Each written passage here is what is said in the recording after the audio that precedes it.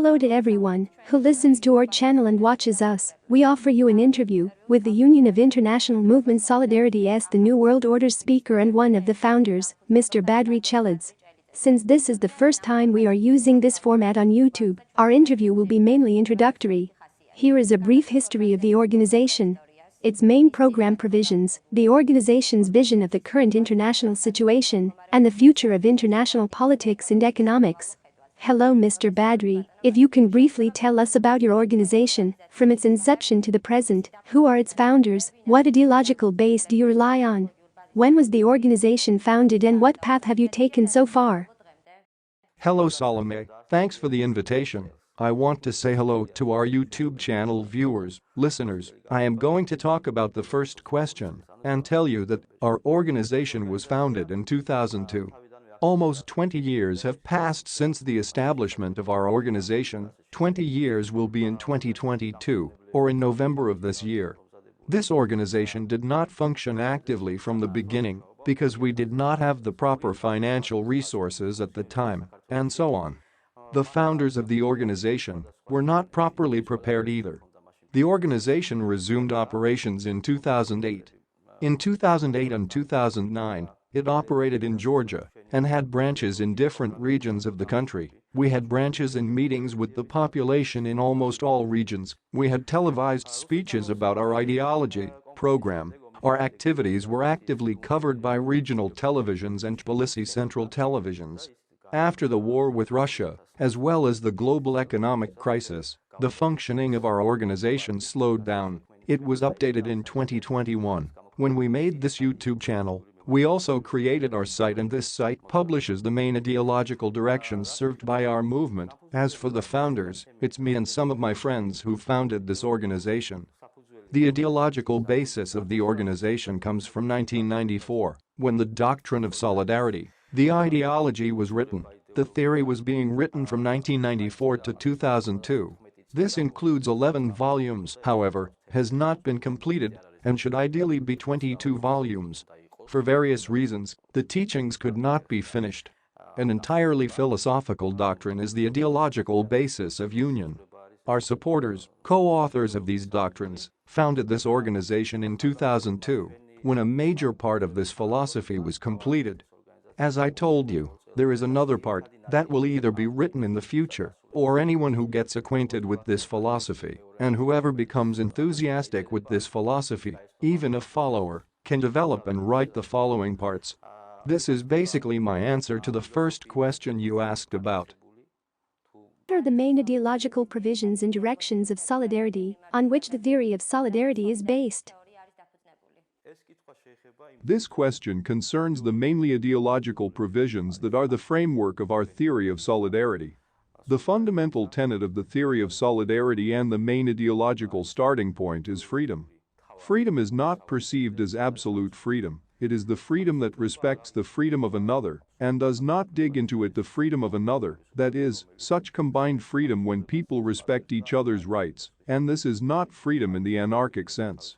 What kind of freedom is being discussed? First of all, since our doctrine is generally philosophical and one of its currents and directions is the program of this union, it is a political and economic direction, economic freedom.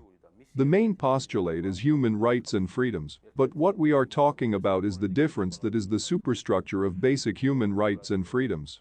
It is first of all economic freedom, in our case the freedom of the world economy, that we must achieve. Secondly, it is free and direct democracy, which means direct human involvement in the management of the state and public state, political freedom. Thirdly, it is national freedom. As you know, there are thousands of nations on earth today that are divided into just 200 states, but these nations do not have equal political rights. Consequently, if we are talking about national freedom, all nations should have equal national rights, including state rights. This does not exclude the possibility of an asymmetric federal arrangement within one nation. Different parts of a nation are characterized by different distances from the center. And therefore the basic principle of an asymmetric federation is that some parts or regions may make use of more self-government, some regions lack self-government, but if the autochthonous indigenous nation lives in any state, it must have the most equal rights under international law, as 200 states do today. It may seem utopian to talk about this today, but just as individuals are free and equal before the law, so nations must be equally equal before international law. This is what we mean when we talk about national freedom, although this issue is preceded by economic and political freedom. What is economic freedom? The current economic processes in the objectively developed world are primarily the basis of the modern market economy, the capitalist formation. But today we see that the process of globalization is indeed inconvertible, objective, and nothing can stop it, but for some reason, this process cannot end. Why? Because the world market is not free. If the world market is not liberated, then globalization will not end. If globalization does not end, then the transition to a new economic formation will not happen automatically. Consequently, the main function of our organization is to achieve freedom of world economic markets, free trade, and so on. We do not need to invent new bicycles. Here it is a common global tendency that is hindered by the current world political system. The current world political system is backward in time because it fails to provide economic freedom globally. Some markets are artificially closed, some markets are self-regulated internally because it doesn't have access to closed markets, and therefore economic globalization cannot end. I will try to talk briefly, and of course, I will elaborate on this in later interviews, but here I want to include what direct democracy means. Democracy is the democracy of the future. The existing democratic system as well as the existing market economy has exhausted itself. It is trying to globalize, but globalization cannot go to the end because the existing political system hinders. What is the current political system? This is a representative democracy. What does representative democracy mean? In today's electronic, technical, communication systems, it is not unavoidable that the elected representatives must govern our lives in countries. We can make direct voting regimes in all countries and give people an electronic vote on any issue they take as necessary. If a person does not vote, it is considered automatically that he or she is not interested in this issue. As in modern elections according to the law, if 30% of the voters and even less went to the election, it is still considered to be held, so will it be there. It is possible that some layer of the population will not take part in the voting in this global electronic parliament, but once he or she sees that the issue has been resolved without him or her, he or she will then take an interest in himself/herself and take part, get more education in this matter and so on. As for the party political system, the people on whose advice the people should decide what to vote for and what not to vote for should be represented as political clubs instead of political parties that exist on the basis of competition and are funded by society. Will fund not to come to power, but to give recommendations on what people should support and what not. In today's electronic, technical, communication systems, it is not unavoidable that the elected representatives must govern our lives in countries. We can make direct voting regimes in all countries and give people an electronic vote on any issue they take as necessary. If a person does not vote, it is considered automatically that he or she is not interested in this issue. As in modern elections according to the law, if 30% of the voters and even less went to the election, it is still considered to be held, so will it be there. It is possible that some layer of the population will not take part in the voting in this global electronic parliament, but once he or she sees that the issue has been resolved without him or her, he or she will then take an interest in himself/herself and take part, get more education in this matter and so on. As for the party political system, the people on whose advice the people should decide what to vote for and what not to vote for should be represented as political clubs instead of political parties that exist on the basis of competition and are funded by society. Will fund not to come to power, but to give recommendations on what people should support and what not. To make an informed choice by the population, there must be political clubs in the public space with a public advisory function, which will compete with each other for funding over and over again through public donations, so that they will not actually be in power. That is, direct democracy means the transition from representative democracy to direct democracy, the direct rule of the people. That is, the people must govern their state themselves, directly by direct electronic voting. This is political freedom and the future stage of democracy. In other words, the stage of the third millennium of how the existing democracy should develop in the future.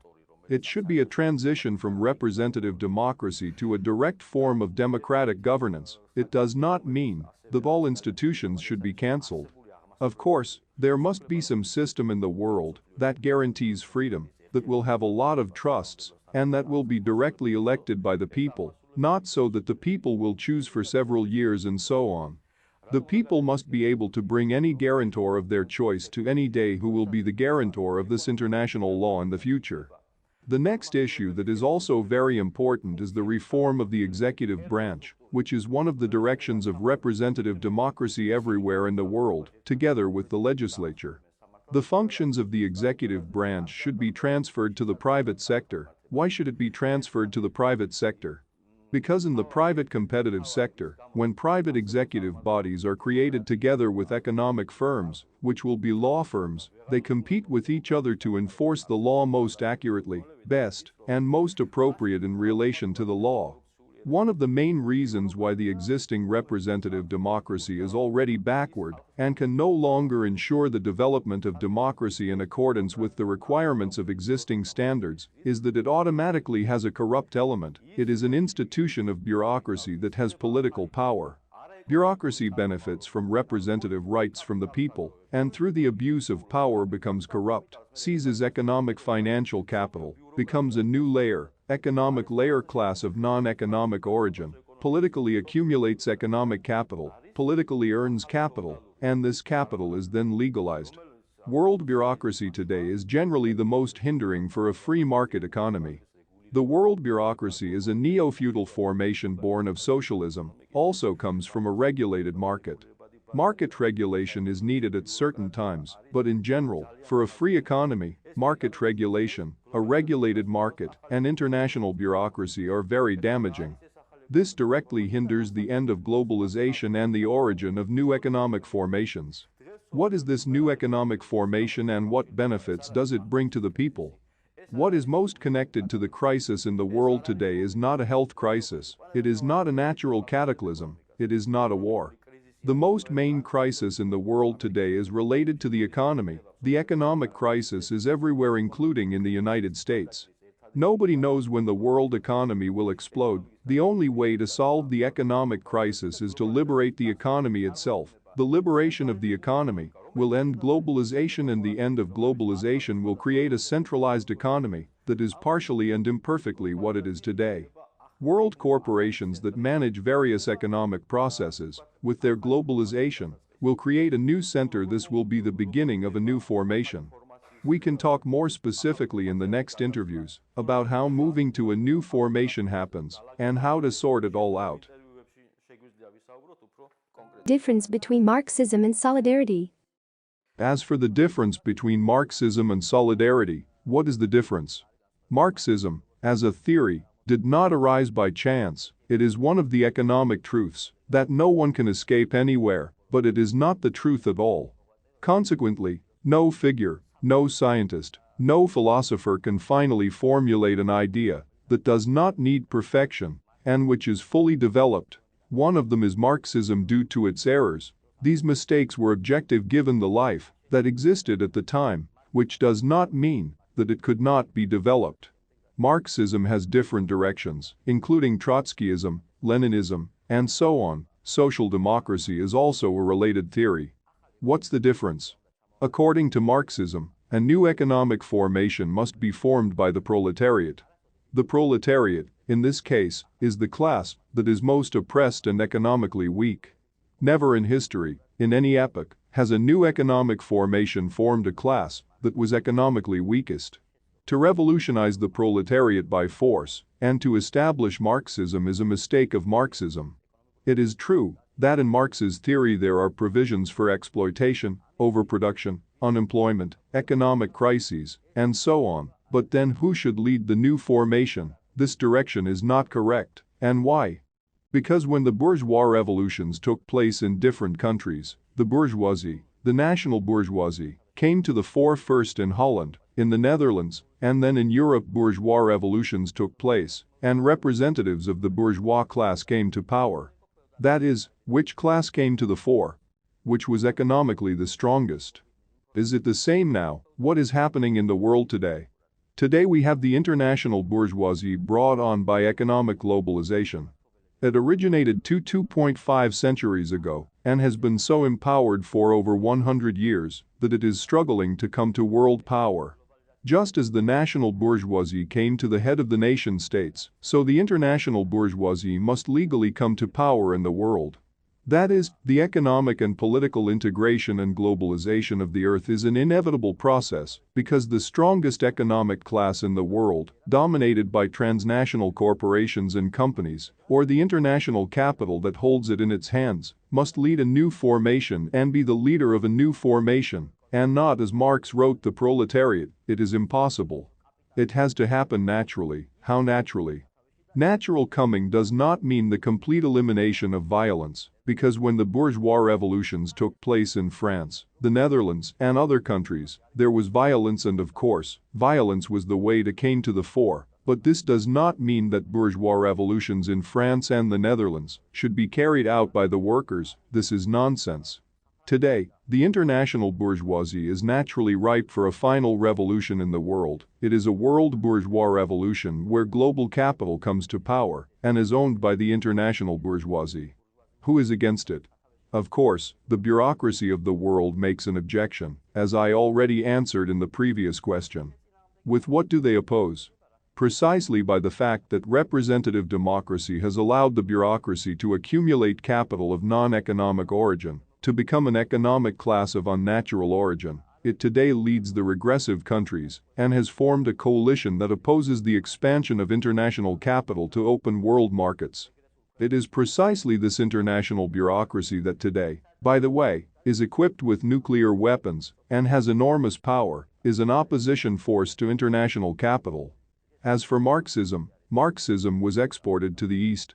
First of all, Marx said that the proletarian revolution would take place in the most developed country in the world, that is, he meant Western Europe and the United States, and for some reason, proletarian revolutions did not take place there.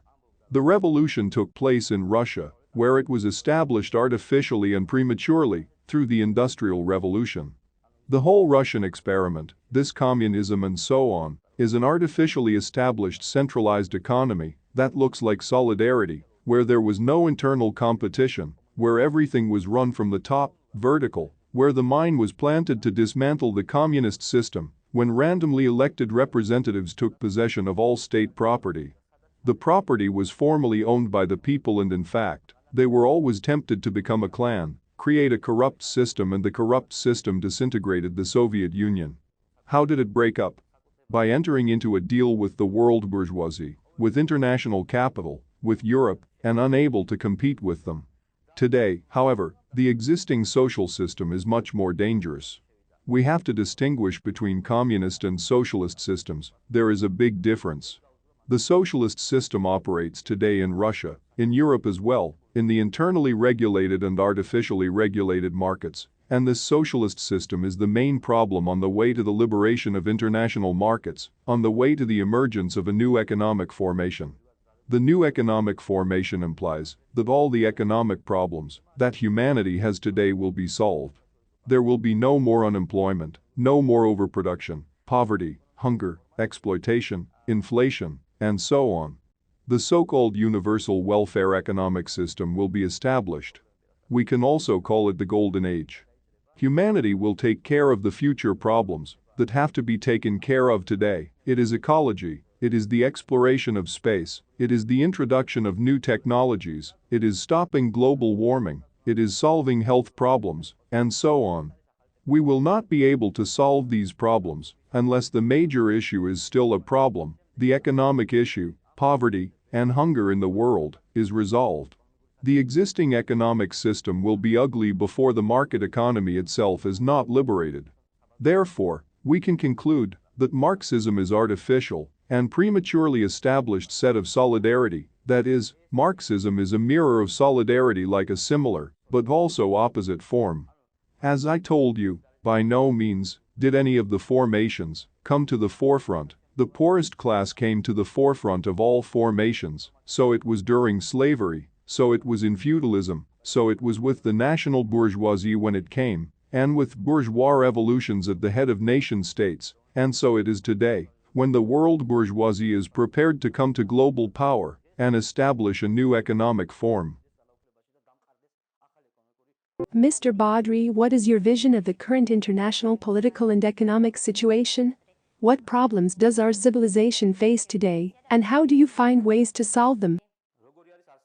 What is the current international political and economic situation? As we have discussed above as briefly as possible, we want to use this approach to assess what is happening in the world today and what contradictions we are dealing with.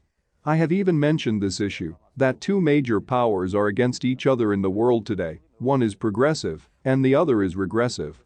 This does not mean that a progressive force fighting for global market freedom and economic integration, its policies are without errors, of course, not. Both strengths have their pros and cons, both the economic class in the West and the Eastern bureaucratic coalition, a combination of bureaucrats we have in the form of Russia, China, and so on, all of them, makes use of each other's mistakes. The negative part of both is nourished by each other's mistakes, and it does not contribute to world peace, it does not contribute to the free development of the world and vice versa, it prevents everything from moving the earth on the rails of future development. The West's misguided, violent policies are the politics of its negative wing. I will say one thing, that what we are talking about today, no one in the world talks about, because they either do not know it or rather, they have no theory, no ideological basis. What is happening globally today, it is not ideologically deciphered, there is no theory, and did not exist either. What already exists today, and this is our theory, is solidarity. Now we cannot fully describe and decipher what is being said in a small dose of an interview. I just want to say that in both parts, both on the side of the international capital and on the side of the bureaucratic coalition, there are both positive and negative parts. In contrast to these negative parts, the positive parts need to work together. What is needed? Today, after the collapse of the Soviet Union, international markets have opened up, but not all of them. The opening of these markets has taken advantage of the ugliness of a representative democracy called bureaucracy and has made a lot of money and accumulated a lot of influence over the last 20 years that slowed down globalization, and in the face of stunted globalization, we are facing a clash of these two superpowers today. When a decisive duel will take place between them, no one knows, so if these two forces, the so-called positive side of the two forces, did not cooperate with each other, and the negative parts of these two forces overcame, there could be a big split and civilization could go backward and go back to the Stone Age. How do we get back to the Stone Age? By war or by establishing an international dictatorship? There are two ways of world development. What is the negative effect of the political and economic class of the West? They are fighting for an international dictatorship. They do not say that, of course, they do not have an official ideology to advertise their own practical goals and objectives. No one will support them, they will not decipher themselves.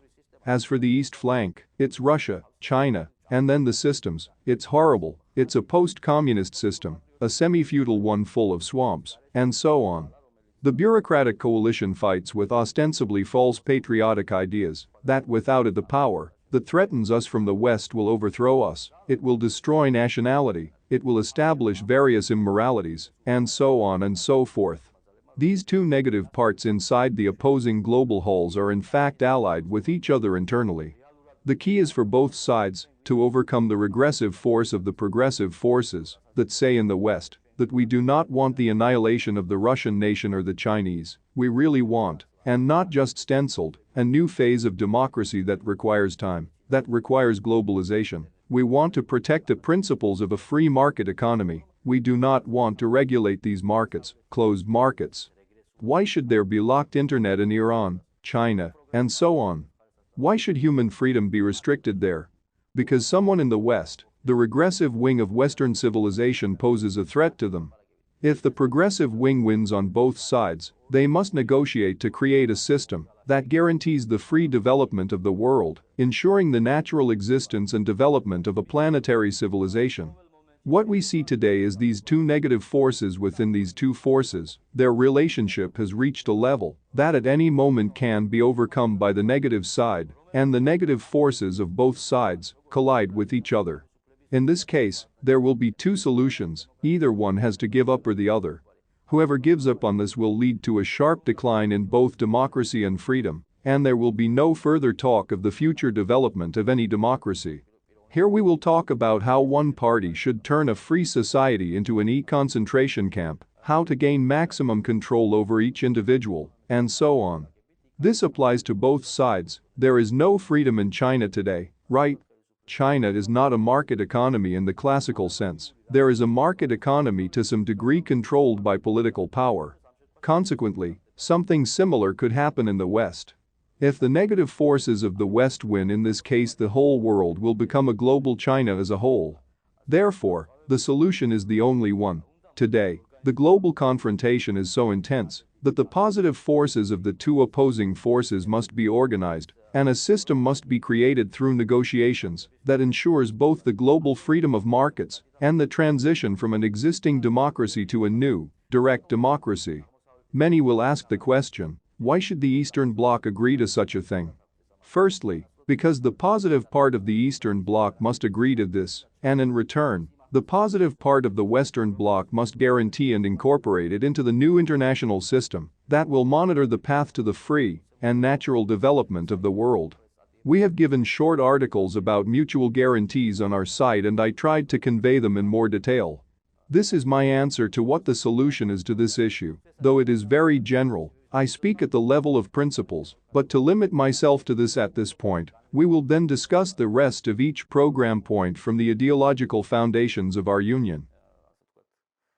You can explain to the viewer in more detail about the existing market economy and the development of democracy. What does the liberalization of world markets mean as a precondition for a new economic formation and a new political system? Direct democracy is the next stage in the development of democracy.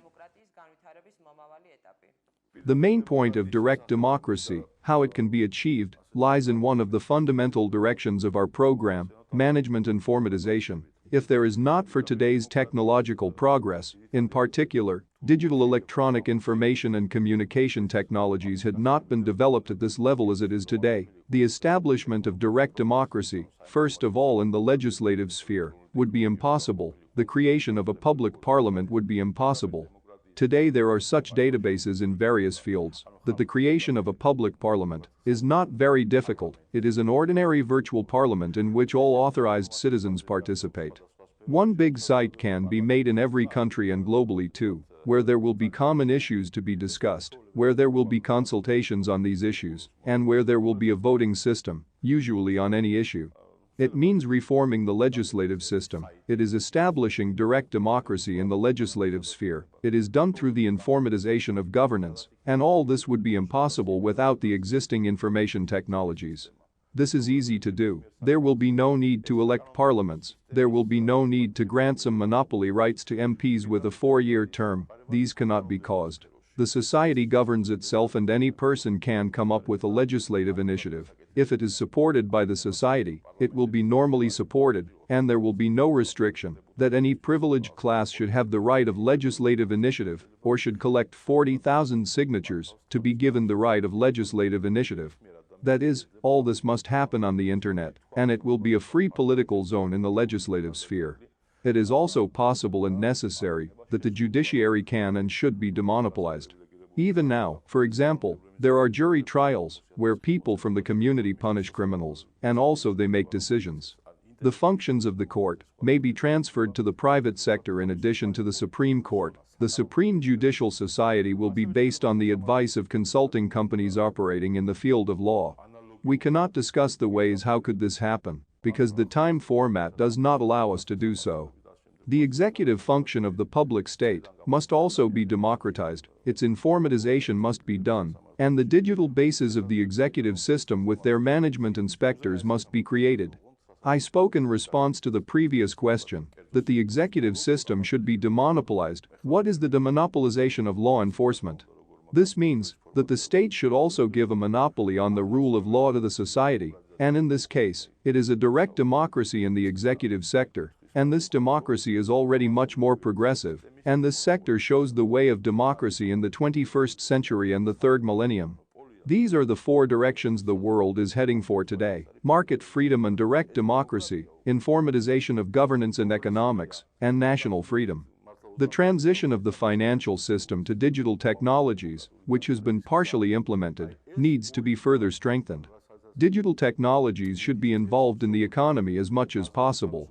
It saves all material resources, it saves time, it becomes more profitable, and so on. But many people are skeptical of this out of old awareness that in some religious treatises it is so written and so on. I can briefly talk about this too, that there are pros and cons to both wings that are at odds with the world today. The main thing is not to be overwhelmed by the negative side.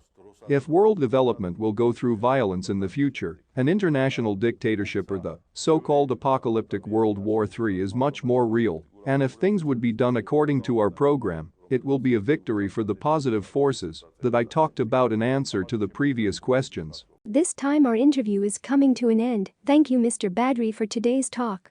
I want to thank you. I want to say goodbye temporarily, and hopefully, we will have meetings in the future, and we will talk in more detail and specifically, sectorally about the issues that we have talked about now in general. Thank you very much. Listeners and viewers of our YouTube channel will be told that interviews with representatives of the organization will continue in the future. The channel will also post various videos on the activities of the union, so you can follow us regularly and become a subscriber to our channel. See you soon.